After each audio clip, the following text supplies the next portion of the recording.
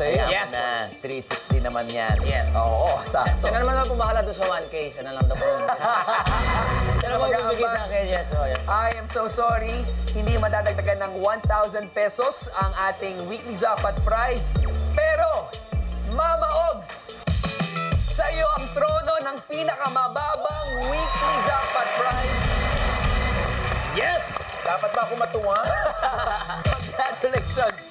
Yan yung inaabangan ng lahat ng mga katropay natin Oh my dito. God! Oh, good job! Ay, nako. Ang importante, napakasaya ng watcher. Yes!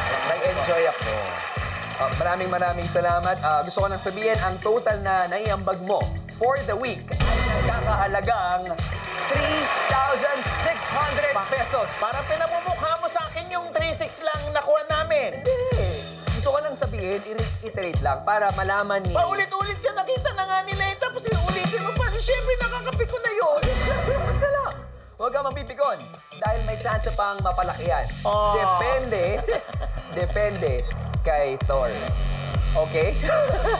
Pero siyempre, bago tayo mapunta sa ating jackpot round, palakpakan po natin si Mr. Ogie Diaz. Yes, yes.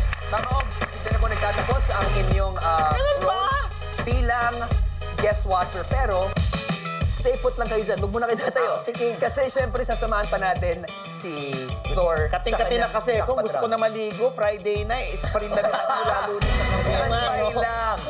Kami Lunes pa. Magkakaalaman na dahil dumating na ang pinakahinihintayin ng ating mga... 1, 2, 3, 4